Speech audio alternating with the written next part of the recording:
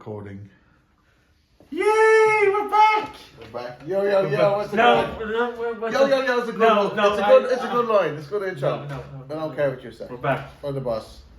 Yeah, Austin's taking the lead today. So, and we're recording this very early because it's bank holiday, it's Easter, and I know we've got a lot to go through because We don't have a lot to go through, we do. but we had to say, obviously, I say RIP the Pope, like. yeah, of course, yeah. Rest in peace.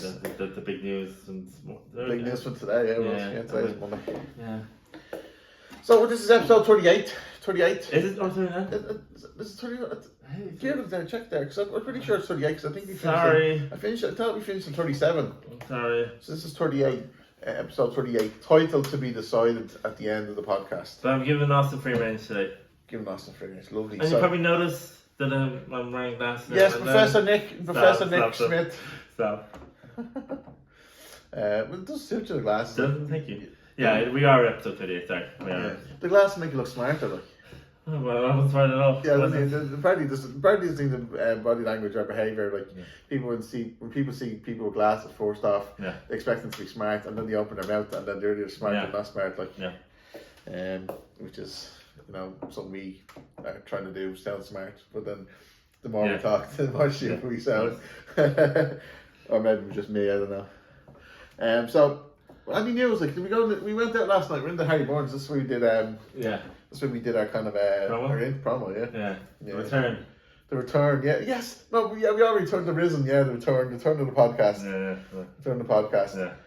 We've been away for a while. Sorry, we had a few things going on. Yeah, we need the break for a Yeah, while. exactly. Because in fairness, like we've turned out like 27 episodes, like, which is pretty cool. And we're nearly a year doing it, so Yeah, our anniversary's coming up soon. Yeah, Isn't it? Like in May, so the end of May. Yeah. So like, that's pretty good work. Yeah. And then plus we have a few flakes that kind of left us. No, stop. Stop. Yes. So, I don't know when this is gonna be out in line. We have to wait till Austin kind of. Do you know what? It goes like clockwork until you say that Nick gives me hassle of like how quick's it going to be uploaded. For months it was going up no bother, and then the first time you said like, why does it take so long to get uploaded? Yeah. Then I had problems with Spotify uploading it. Okay. So you're cursing it now, yeah. Like, Okay, I'm sorry. Okay. Like it always gets put up on the Tuesday most times, doesn't it? Yeah. And plus I have shit to do, like. And I don't see you doing it. No, when you're the tech expert. Tech experts, shut up. Yeah.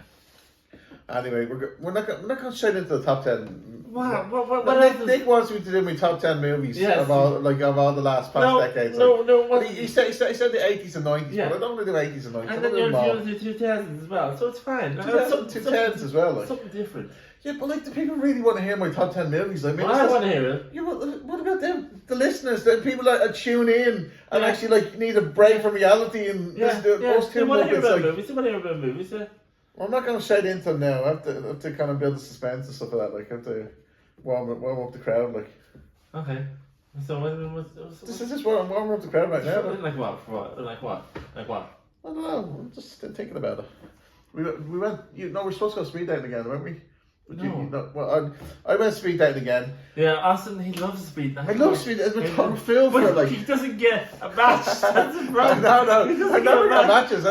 He tries too hard. I don't know what I'm doing right. You're not doing anything right. That's the problem. I know, it's terrible. Yeah. I mean, I still like doing it. There's something to do that nice on Wednesday when I'm doing nothing else. Like, yeah, nothing else. When everyone else is doing things, Yeah, and when everyone else, like, other people are speed dating, you're sitting at home watching fucking EastEnders. No, I'm not.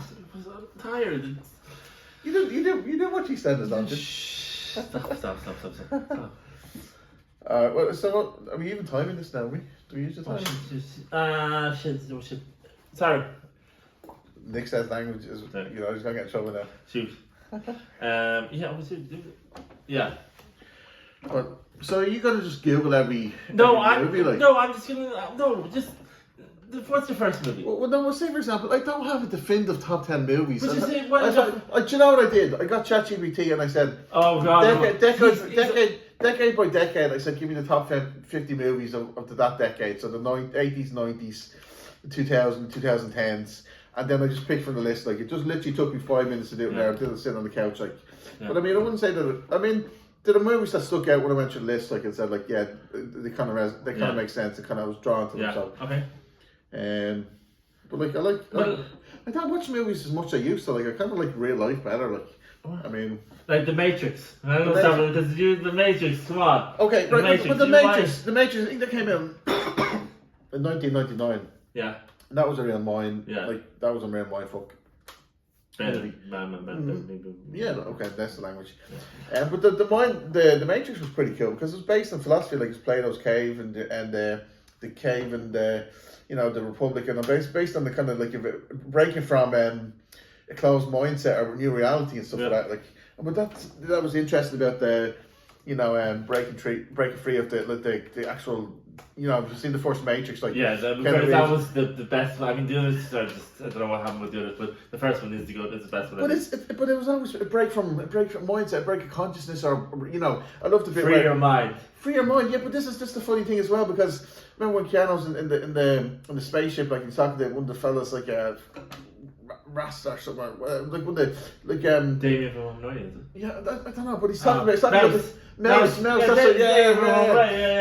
But like Mouse is talking about, he's eating food, and Keanu's eating food, and he's like, is this like chicken? Maybe the Matrix, like the computer's messed up with the taste of chicken. But that's the real world. So the Matrix is the one where the Matrix is the that makes it tell them what makes their brain, Yeah, so it gives the sensory sensations of what actually like chicken tastes like, or what like oxygen tastes, or real life and stuff. It's all based on the computer simulation and stuff like that. But then when the Keanu goes and sees Mouse, he's in the Nibius or something. Was a space. What was the space? It was like it was Anubis or something. But he's like sitting there and he's eating the slop, and he's like this is real life, and then it's like you wake up from the Matrix and it's like then they have the body with the Cyrus and he's like ignorance is bliss and stuff like that. Like you stay ignorant to the real life. What's is it? Sopranos? Is it? Sopranos, yeah. The man who plays Cyrus. He was one of the Tony Soprano killed him in the Sopranos. But anyway, the Matrix is real mindful, and I think it was one of the first movies maybe that kind of brought the computer AI and the kind of the system into the equation. Yeah. And that was in 1999. Hugo Weaving was in it. Who? Hugo Weaving. He's the one who plays Mr. Smith. Mr. Smith, yeah. Mr. Smith, yeah. Did you ever see I think it was the MTV movie awards that they kind of made fun of it with Sean William Scott and Justin Timberlake. Yeah. But that was the second one, whereas I think the first one was Sarah Jessica Parker did a sketch of that in the MTV movie awards where Jimmy Fallon played Neo, and like he was but anyway, Jimmy Fallon, your hero, like. You're not always talking about Jimmy Fallon. No, it's Jimmy Kimmel. There's two Jimmys. But yeah, The Matrix is a good movie. Like, because it expanded my mind in a way. It could have got me into philosophy a bit. Like, and got reading into Aristotle and Republic and all the cave and it's like this kind of cool stuff. Like a real deep dive into breaking free from your chains. But there's a contradiction in terms of like. The one and all this, like, and you go through all these sacrifices and Neo, and for love you have to have a why. Neo did it for Trinity. That's when he knew that he was the one, because he believed in love over everything else. Like, and this is your why, where like the Cyrus had no his why was like was money, and it was like status, like. But when they went to the Oracle, she said that he wasn't the one, or is she said you already know, like. That's what I said. She wants him to find out for himself if he was the one. Yeah, because because no one's the one until they're the one, and this. But she said to Trinity that. But Neo had to believe that Trinity was the one, and so they can. No, he was the one. He was the one. He was the one, but you don't. But the thing was, like, there was the why, it's the love, it was connection, it was love triumphs over every. But that's what the human condition is like. You have the simulation, robots and stuff like that. I mean, that's all electricity and energy, but like actual humans, like it's actual connection, like. I was reading here. Actually, Will Smith. Obviously, we know Will Smith was originally supposed to be Neo. But actually, Val Kilmer was kind of what was Val from Morpheus. Morpheus, okay. Yeah, it was originally, well, not originally, but I mean, suggested. Lawrence Fishburne is Morpheus, like, but it's like, and then Keanu Reeves is Neo, but I can't unsee them characters, like, they're just always going to be them characters, like, it doesn't matter, like, I mean, it's just they're the characters. But the Matrix was a really cool, and I loved every Matrix since, like 1, 2, 3, and 4. I didn't. I thought 4 was brilliant. I thought 4 was brilliant because it was a real kind of upgrade and kind of real. It was real relative to today's mindset, like. If you're like the one and all this kind of, then was like, jumping, like the turning the society and the community against, like, and not just like in where basically at the end, like Trinity's in the restaurant, and she's like there with her husband and she has kids and stuff like that, like, and the first one, or the fourth one. Oh, okay. I didn't really see the fourth one. The fourth was excellent. No, well, it's good. No, the fourth was excellent. I thought the fourth one was excellent, but I mean.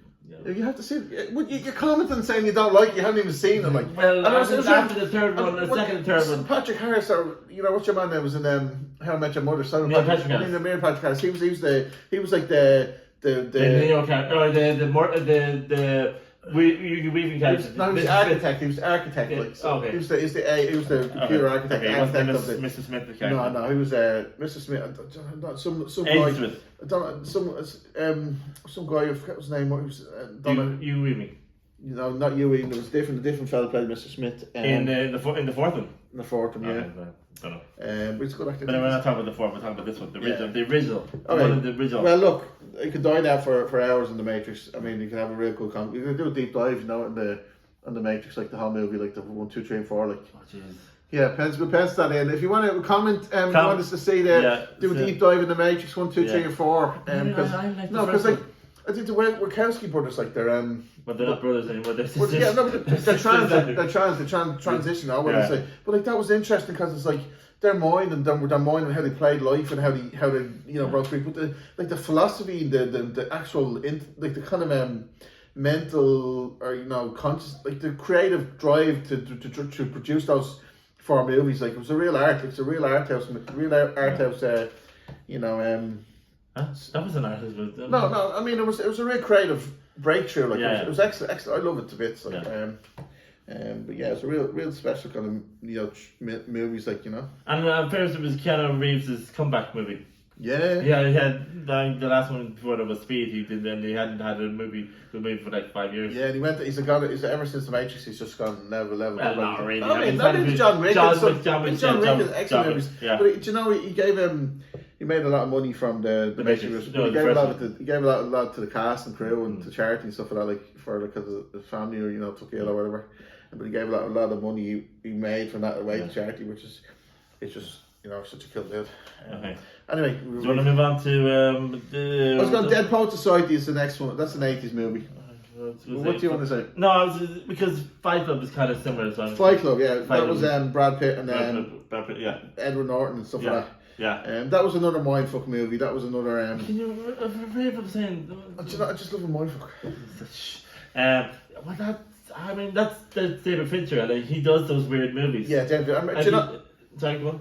No, so I read the book first before I seen the movie. Like what, Fight Club? The Fight Club, yeah. What's the basis of the book? Is it? It's a book, and I remember it was in chapters. I think it was on Abbey Street. Was that Abbey Street or something? The street over from I think it was where the Academy on that street, like whatever. Yeah. It's just one of the streets. Book was right in the corner, and I got the book like in this reading that. But your man actually told me when the book, the fellow behind the counter was like, "Oh, that's a great book." Like in reading it, like, and then before I seen the movie, but yeah, like it's because like it is kind of break free of your kind of your mental change in that sense. Like, and like when I look back at the movie, I think it's a bit dystopian and it's very like it's very dark. Same with the Matrix. They're both very dark. Yeah, they are very dark. But the Fight Club is really dark. It's very dystopian. The art direction, the kind of cinematography is very dark. Yeah. But even like the story, like well, one thing you can say like break free your change, but then there's like like they end up blowing up all the credit card and do debt and all this kind of stuff. It's like it's very society kind of driven, kind of river board and stuff like that. But it's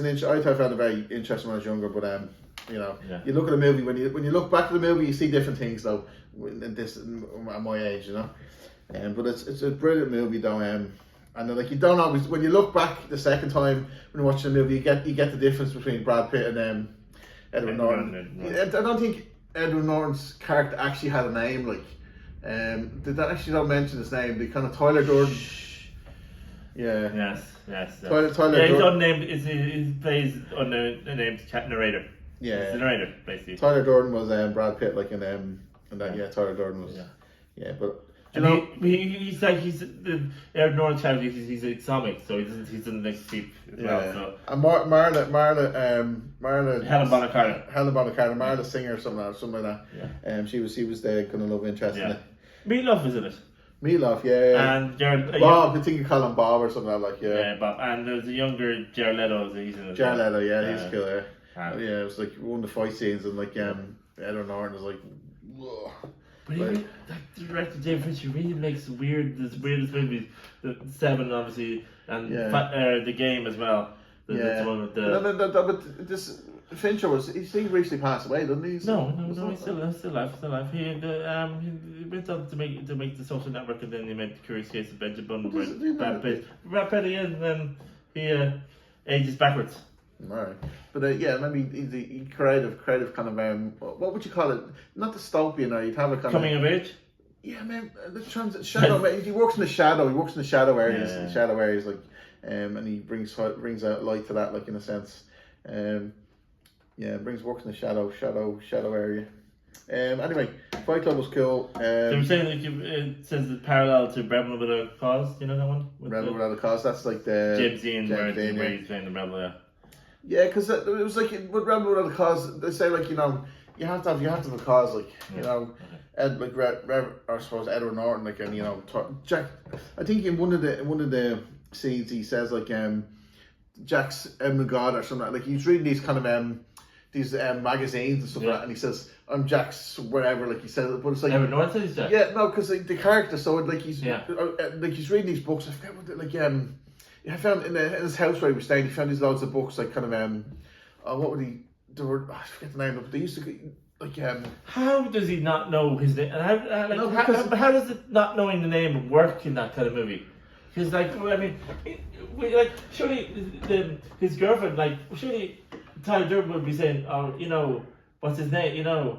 Like, I happen to. That's why it's such a mindful, because you're not paying attention, because you're just drawn by the story. Maybe I'm examining like you're led. Like I don't know, the examining. Yeah, you're constantly led. You're led forward. You're dragged forward. Like, you know, you're not questioning. You're just dragged forward in scene after scene after scene. Yeah. And you're not kind of you're not thinking. You're not, because the narrative driven. Like, because the narrative is just leading you forward. Like, it's just it's very, very, very cleverly done. Like, Anyway, what's the next movie? You said Dead Poets Society. Sorry, Dead Poets Society. Yeah, I mean, that's a classic. This is on a generation. You have a bit of heart. You love Dead Poets Society. I mean, Robin Williams, like Robert Sean Leonard, young Ethan Hawke, and young Josh Charles. Yeah. And the dad from the 70 Show. So Red or something, wasn't it? Red from 70 Show, but yeah, that was and he plays like, I mean, who Robin? So you put saying. No, but it's an inspiring, it's a coming of age movie, and it has a bit of heart, and it's another one of I wouldn't say it's like totally, it's rebellious, but it's also it is a bit rebellious, isn't it? Yeah. I mean, he's a bit. He is outlining that. But I suppose he's just trying to get his student to express himself. Yeah, but the thing is, like, it's half.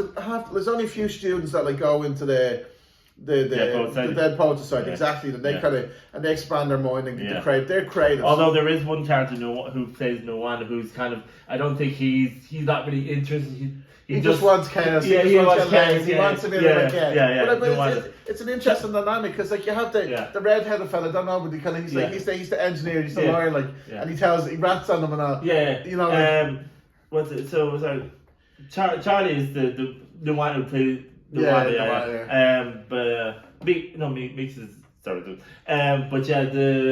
but then there's Ethan Hawke, who plays the shy guy, and then he becomes he liberates because he had a purpose, he had a role, he had something to fight for in that sense, like, and because he stands up at the desk and he's like, you know, my captain, or something like that, and he's like, he's fighting for Keaton in that sense, but not like, in the end, everyone does fight for the one that breaks them from the chains in that sense. But then you also have one or two that will keep the chains wrapped around you, like, which is interesting. Like Neil is played by Robert Chandler. He's the guy who wants to be the actor, and he's the one. Neil's the one who his dad was like, he wants him to be a doctor, and he wants to be, And then Todd Anderson is played by Ethan Hawke, and he's the one who's the big shy guy at the beginning. His brother was big top before, and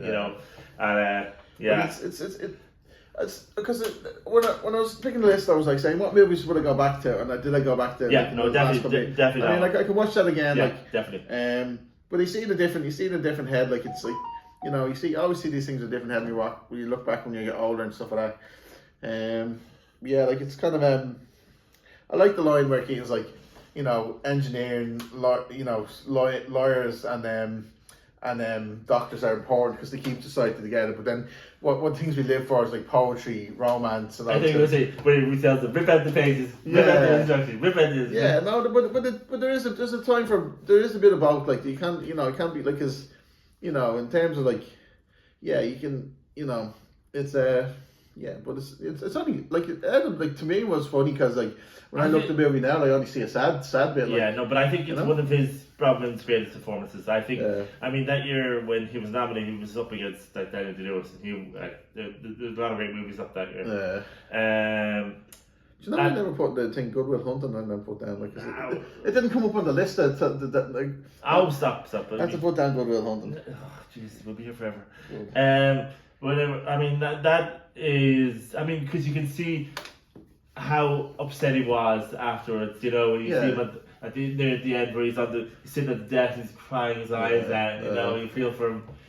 But I mean, it was a sad thing. Like, I mean, and, like, because you'd wonder, like, he's a teacher, like, and he's like the youth, and he's trying to expand their minds and stuff like that. But then it's like, how far do you, like, say, because like, there is rules in the society, there's limitations in a sense, like, I mean, live your passion and all that, but but then, there's a funny bit where he's doing impressions of people, so he's doing Marlon Brando as someone, and was his John Wayne as McAfee. This is dagger I see before me kind of thing. And then we go on to the next one. Braveheart. Braveheart was the next one. Braveheart, it's a masterpiece by Mel Gibson as well. Mel Gibson. William Wallace. He played that was Northern Ireland. It was filmed in Trim in 1994. Summer of 94, and I think it was very warm at that time. Crazy. And the Irish Army were like someplace on the extras and all, like, I think so. Sure, was it Brendan Gleeson's? Brendan Gleeson, it was one of the first big movies, like, a few Irish actors there. What was the other fella, the Irish one? I forget his name, but like, he's like, oh, God says, you get me out of this one, but he says, you're fucked. It wouldn't lie, like, Mel Gibson. French actress Sophie Marché was it? Sophie Marché.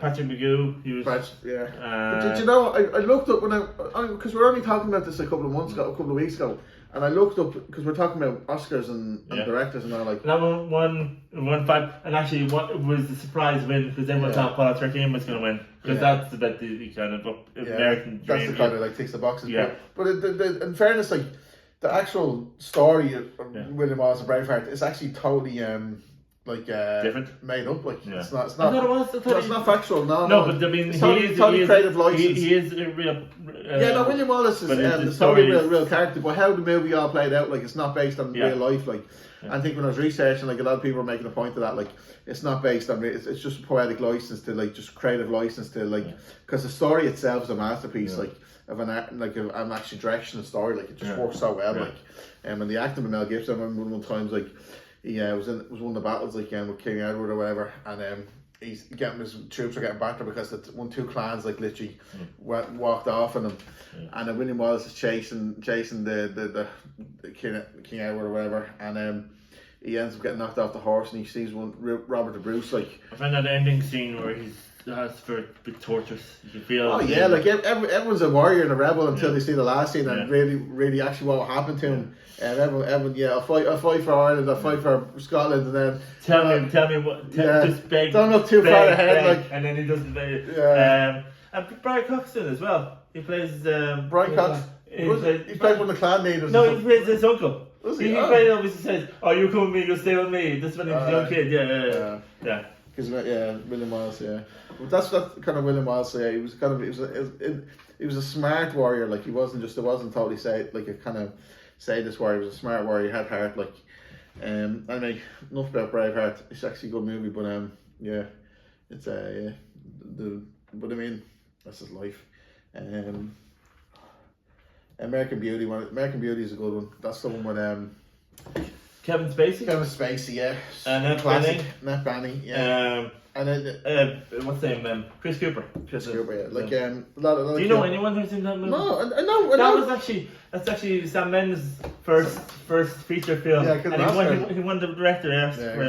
And nearly won the big five. It's best actor, best actress, best screenplay, best picture, director, best actor. But you know what? I like it. Yeah. It's a midlife crisis. It's a midlife crisis. Of course, it's a midlife renaissance. Of course, it is. Because it's actually based on a midlife crisis. Like, what was it was like what's Alan Ball is the writer in this. No. What's Kevin Spacey. Kevin Spacey. But what's the actor play? What's the character he plays like? Oh, Lester Burnham. No. What's the guy's name? Actor. I haven't watched it in a long time. What are you talking about? Kevin Spacey, what's the name of the actor he plays? Les Burnham. I told you, Lester Burnham. I told you about 2 seconds. I'm trying to find in my own head, like, sorry, Lester Burnham. Yeah. And, he's gone through a transition, and his wife and all is like, it's like, one of the times, like, it's real existential crisis because, it's really like, because it's like, he's sitting on the couch and he's like, come on, let's get on, love, and he's like, and then he has a beer and he's holding his hand, like, and then she's about to like kiss him, and then she goes, don't get that, beer on the couch, like, and it's like, it's so clinical, because in the end it's funny because, I'm not going to spoil the movie, you haven't seen it, but it's like, it's a real kind of, he knows what matters in the end in that sense, but it's just too late then, because it's like, it's past then, it's, what I mean, it's funny though, isn't it? Yeah. So like your midlife crisis, your midlife awakening or something like that, your midlife awakening or but your crisis is a kind of actually, and the reverse. He goes works in McDonald's. Yeah, and then he says, or is it Krusty Burger, something, fast food joint. And then he says this and misses like she's having a affair. Like, you can never judge me or tell me anything ever again. We're done. Like, and she's like, and it's funny. American Beauty. If you haven't watched, is a good one, guys. They're all good ones to watch, and we haven't watched them. Probably all I've watched them. All I've seen them. American, because I watched that. I only probably watched that probably last year, and it was like it's really kind of. It's 25 years old. Yeah, it's good. It's a good movie. Like, anyway, next one, Point Break. Keanu Reeves. This is one of my kind of just favorite movies. I could watch it. Keanu Reeves and Patrick Swayze. I just love it.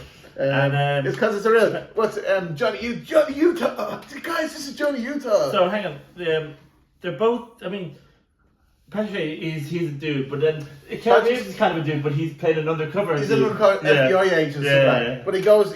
But like his what's the guy's name? His partner. But one of the guys. His partner like thinks comes up and says these bank robbers are surfers and stuff like that. Like. So Johnny Utah Keanu Reeves goes undercover and he finds Patrick Swayze, which is the main Gary Brewson, the FBI agent Angelo. Gary Brucesi. Gary Brucesi.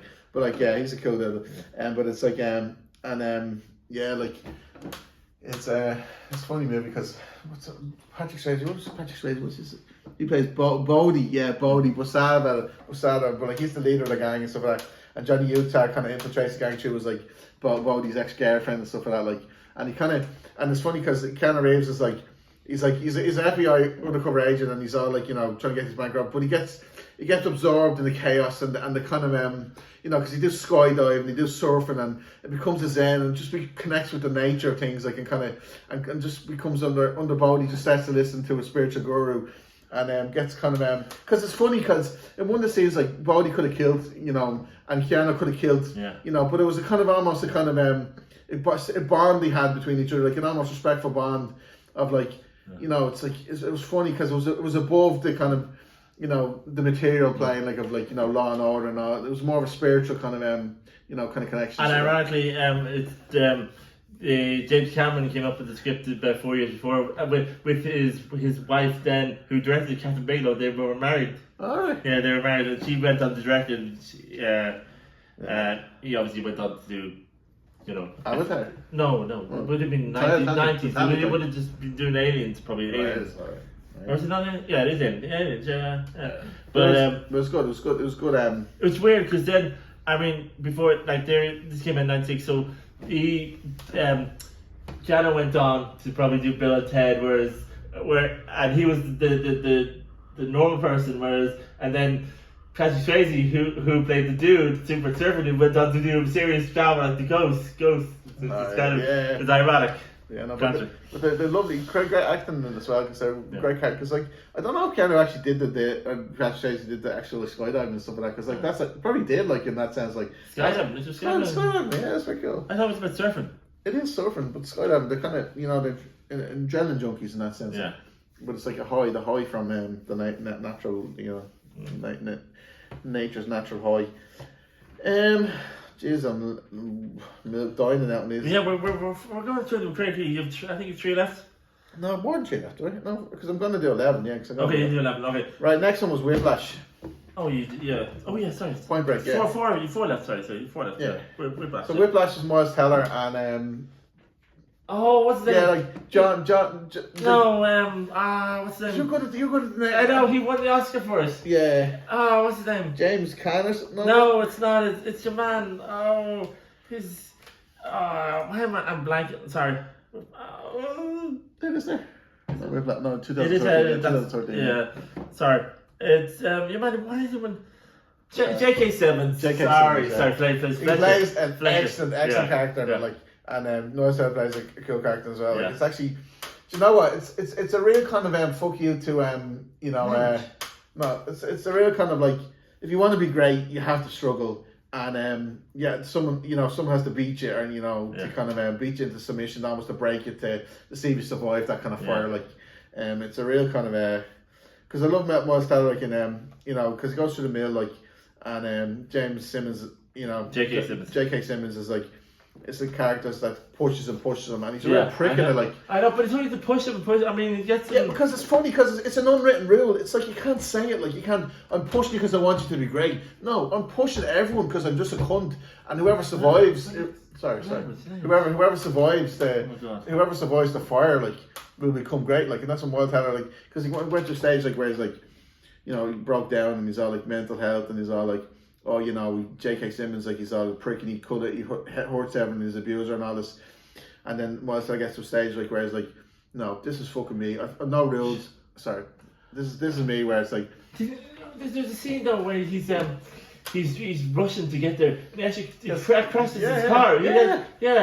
Seriously. The guy said, are you okay? And he's running off, And then even in the actual ceremony, he's banging, and then... Because, like, there's no rule book for that stuff. Like, he just literally just wants to be the greatest, like, drummer, like, you know, that could be, you know? And it's like, you just literally you have to just invent yourself.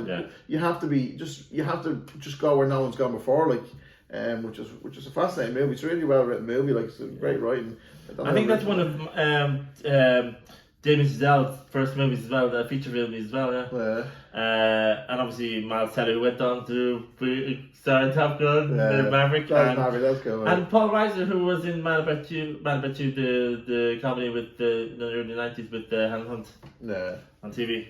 Yeah, actually that's Right, we're going. Whiplash is a legendary movie. If you haven't watched it, like it's well worth a watch. Yeah, it is. But you know, it's not for the faint-hearted. No.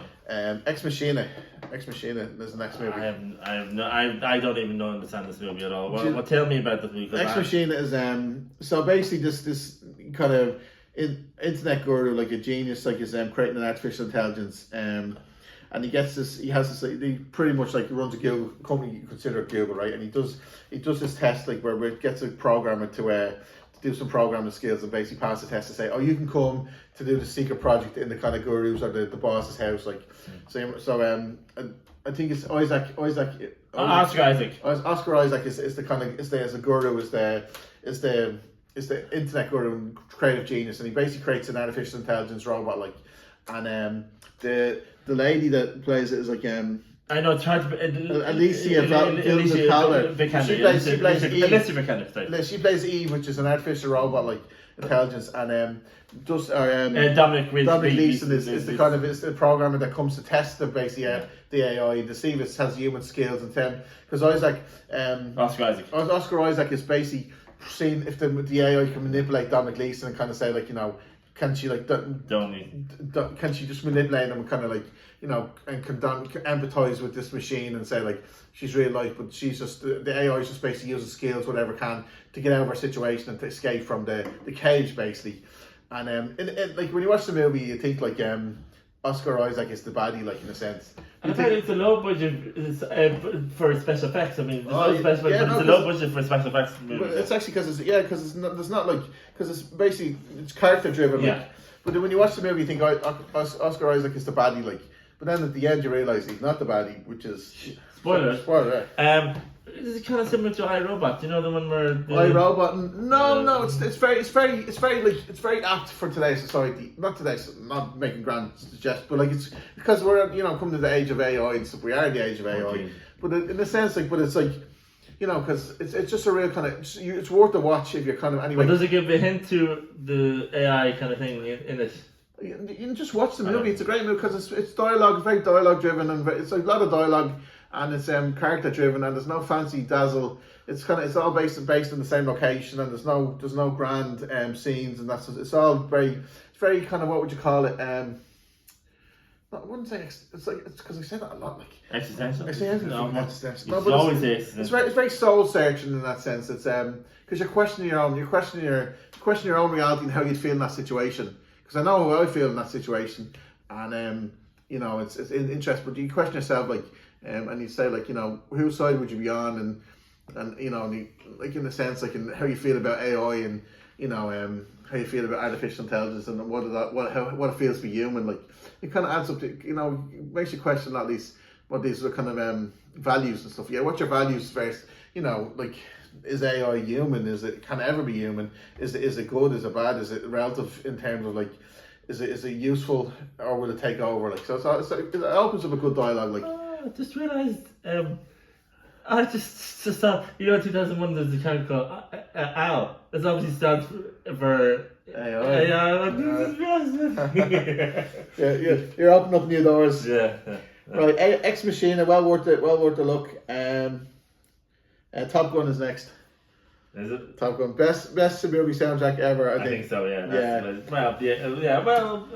but like, you've lost. Have you lost? I mean, it's ingrained in my brain. Danger Zone. Yeah. Highway to the Danger Zone. I mean, it's like it's the best soundtrack ever. Like, it's a good movie because it's a real 80s feel good movie, because it's like the funny thing is, like, when you watch as a kid, like, you're like, that's so fucking cool. Like, like, you go up and you sing to a chick and she's all like, oh, sit down beside me. It's like, you dream of that, like, when you get older, like, but then you grow up and you realise you're not that brave, like, but yeah, it's funny. It's a good movie though. And Tom Cruise, like, plays a great character in it. And Val Kilmer, yeah, Iceman.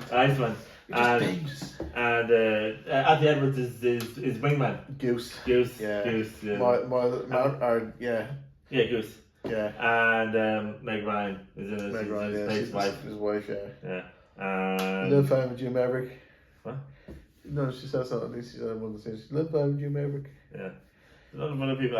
But it's because it's a nice, because it's because it has values, like, in a sense, in the kind of sense, like, in the brotherhood and the kind of value system, like, in your humility and your kind of teaching, and you're kind of like, you can be the best, but at what cost? In terms of, like, it's not just about winning at all costs. Like, it's like it's about, like, you're dangerous. You're dangerous. Like, but like in front, Val Kilmer was like, he was the leader, but then he kind of bottled it, and Maverick came up and kind of helped him and stuff like that. He fought through his demons and stuff like that. He fought through his demons. I think it's a real kind of, a bit of a redemption for Maverick in a sense like that. So, but it's good. It's character driven as well. It's good. I know it has all the, the kind of Fandango, planes and all that, but it's actually just, it's a good. I like the movie because it's also the kind of hero's journey, like a kind of like the genius, like the Maverick is exactly what it is, because it's the Maverick versus the Master, because the Maverick is the one that's goes out, steps outside the lines, and can either get it right or get it wrong, and lives and dies by his sword. Do you think they'll make a third one? They're planning a third, but I mean, the second one took so long to make. I mean, but if COVID in mind, it should have come out in 2008 or 2018. I don't think I'd be interested in term. That's I mean, what's the point? Like It's like 3065 now. Yeah, I mean, I don't know. I mean, it might be good. I was surprised the Maverick, the movie. Like I didn't think I'd like it. Like I actually liked it. It was actually very good. Like. But they did work on it for a couple of years. I mean, and the story was well written. Yeah, the story, like it's good, happy ending, and like it was suspense, because at the stage I was like, that's gonna go to shit, like Yeah. And it's nice to see Val Kilmer, even though it was symbolic. Yeah, it was kind of nice. Very good journey. Like it was good. It was good closure, like in that sense. Like it was very well written. It was good cast, good story. It kind of carried on from the previous one, so it was really. But did it really? I mean, no, it did. It kind of. It was kind of second generation kind of thing. Yeah, but it kind of. What's the word? Like it kind of. It kind of. But respected the previous story. Yeah, exactly. And then I kind of had new elements of story, like new younger characters, and a new. Yeah, but it still all had the Maverick. What you should be a 2-star general by now. But why aren't you your best movie? You can't kill nobody. Can kill you. It was fun. Like, anyway, the one of the good movies, the one I kind of I was drawn to, which is surprisingly didn't show up on the. I think Gladiator, though. I had Gladiator, but no. We go that was only token. Now, not Good Will Hunting. Yeah, Good Will Hunting. Did I not have that? No, okay. No, I only put that on because you mentioned Robin Williams, and I was like, then I kind of remember Sean and Good Will Hunting, and then what was it was Good Will was I can't remember. How do you like them apples? Yeah, how do you like them apples? I got scattered them. How do you like them apples? But it's funny, like, he's in the bar, like, and he's what's his talk about caramels, isn't he? No, that's his stupidest comment was like, Skylar what's it with Minnie Driver is like walking out, and she's like, "You're a fool! Like, when you come over to me," and he's like, I just give it, and then he gave her a number, and he's like, let's go for coffee. He's like, well, if you think about it, let's go for caramels, and he's like, because like it's just a kind of, but like you're trying to be clever, like a real kind of dick, kind of clever, like, but that's overthinking. And then there's a scene where he's telling her, "Oh, I have 11 brothers." Can you name them? And he says it backwards. But does he have? I don't think. Does he? No, he doesn't. No, he's an orphan though. Like, and he's like, his only brothers was like Matt Damon, which is Ben Affleck. Ben Affleck, like, and then Sean Casey. What's Casey Maverick, like, and then Sean. Oh yeah. Well, Affleck, Casey Affleck. Casey Affleck. Yeah, but there was other people, Cole playing. There's a few other people who were in there playing his friends. There was about 5 or 6 of them. No, but they weren't his friends though. He brought in a bunch of lads in the kind of basketball court, like in. Sean McGuire was the Sean McGuire was Robin Williams, and then he had the professor. The professor. Played with Stellan Skarsgård. It was like with Sean, kind of Robin Williams was played a great character. Because it's funny because who's the professor fella? Stellan Skarsgård. Professor Jared Lambo, Jared Lambo, because he played dynamic. Because Jared Lambo is a successful mathematician, and he's a lecturer. No, well, this is in the movie, because he's successful. But this is the point. Sean is like, because Jared Lambo was like, he has a Fields Medal in mathematics. He's supposed to be like the Oscar or whatever. And Sean's like, went into therapy, and he had a wife, and he went did all these things, and he kind of, and like Jared Lambo was like, "Oh, you want my medal?" And he's like, and Sean's like, "It's not about you, you dick," because they had this dynamic, and Sean was always a kind of more resilient kind of character, like where Jared Lambo kind of went for status, when you kind of say like where Sean was more, because he was in the war, and he says to Will, like, and so if you love something more than you love yourself, and there's a great speech where he's like. He's talking about his wife. His wife. When you sit beside his wife, and and she's dying, and then you realise the nurse is like the time, like opening hours doesn't apply to you, like, and it's like, it's kind of it makes a great shot, like Rob Williams' speech, like, it is amazing. It's it's one of the best speeches I've ever heard, like, in movies. Yeah. Anyway. But he basically puts it up to Will and says, like, yeah, Will, you might be smart, you might be clever, all this kind of stuff, but you haven't lived, you haven't been in the Sistine Chapel and seen that, looked up that ceiling and kind of you know, you haven't actually, like, you know, been hurt in a real, well, he's been hurt, yeah, because he has been hurt, but you haven't kind of loved someone more than you love yourself. I think the point was making, and that's what kind of makes you kind of more human, and even something worth fighting for. Like, he's only fighting for his own ego in that sense. Like, he's just beating kind of, you know, because Jared Lambo, like, brings Will, like, to all the different psychologists and all. He's like, he's kind of, he's reading their books, and he's like, you know, he's like, he's taking the piss down, like, and he's like, they're hypnotized, and he's like, you know, one of the fellas hypnotized him, and he's like, oh yeah, she's coming down there. Your man's like, oh, I don't have time for this, Jared. That was kind of cool stuff. But in the end, because Will gives it all up, doesn't give it all up, but he chases love, he chases Skylar, and he goes after love, and you know, gotta see a better girl. Gotta see a better girl. He stole my line, yeah. It was funny, like, but that's what it's all about in a way, like, you know. Yeah. I find anyway as I get older. Apparently, they were saying studios wanted Brad Pitt and Leonardo DiCaprio to star in it. No. But Matt Damon and Ben Affleck, they actually wrote the script. Yeah, they wrote the script. Yeah, back in apparently around 94. Yeah, they actually they wrote it in college and stuff like that. And actually, the professor in college helped them with certain things, like and different stuff. Like, actually, they had developed the script over it, and they actually, because they won an Oscar for best screenplay, like, so the pair of them got an Oscar for that, and then Robin Williams got an Oscar for playing the best supporting actor, like, which is great. Like. Anyway, that's enough waffle for today. But seriously, folks, if you want to know, do a deep dive in the Matrix, comment on the podcast. Yeah, comment. You haven't commented in ages. No, you're gonna make us feel unloved. Yes, Austin needs. I need validation. I need love. Yeah, he does. I need to feed my ego. Because Nick never does. I always give him grief. Yeah, he's always abusing me. But I love that too. Anyway. Yeah. Bye bye. Oh no, we're gonna go. We gotta go, are we? What do you want to talk about? What do you want to? No, I was just going to say this is movies coming out. I mean, okay. We talk about some movies that are coming out. Like speak. You not Marvel movie, Thunderbolt. So these are the kind of B-list superheroes that are in it. So like you have Sebastian Stan who plays the Winter Soldier, and Florence Pugh, who plays the new Black Widow and stuff. She plays I've seen a snippet. The Black Widow now. I've seen a snippet of that, like, you walk in this room and next time the door's closed and it goes on. It's kind of cool. Looks quite cool. Like. Yeah, so I think that's one of it's usually the Marvel ones are usually the ones that kick off something, which is the first week in May. And then it's Jurassic World, new Jurassic World with Scarlett Johansson. It actually looks good. Like. Yeah, a new kind of, obviously, I don't know why they have Jurassic World, because it's changing. They should probably maybe change the title a bit, because I think it's a new cast. Yeah. Last year my kids want to go see that. My kids were asking about that. Like. That's July, I think. But July 2nd or something. So yeah. But I think Superman there's a new Superman coming out. You're Superman. You love your Superman. Looks kind of good, cool. Like looks. They have the super dog in it, don't they? I think so. Yeah. Yeah. Crypto is what they call it. Crypto, yeah. And New Mission Impossible. No, not New Mission Impossible. The second half of the last Mission Impossible. Until they make another one, which is that. I think. Yeah, Tom Cruise's cash cow. I know, fair. The stunts he's done amazingly. I mean, yeah. But he's still, I'd like to see him play a villain, like, because he plays a good villain, like.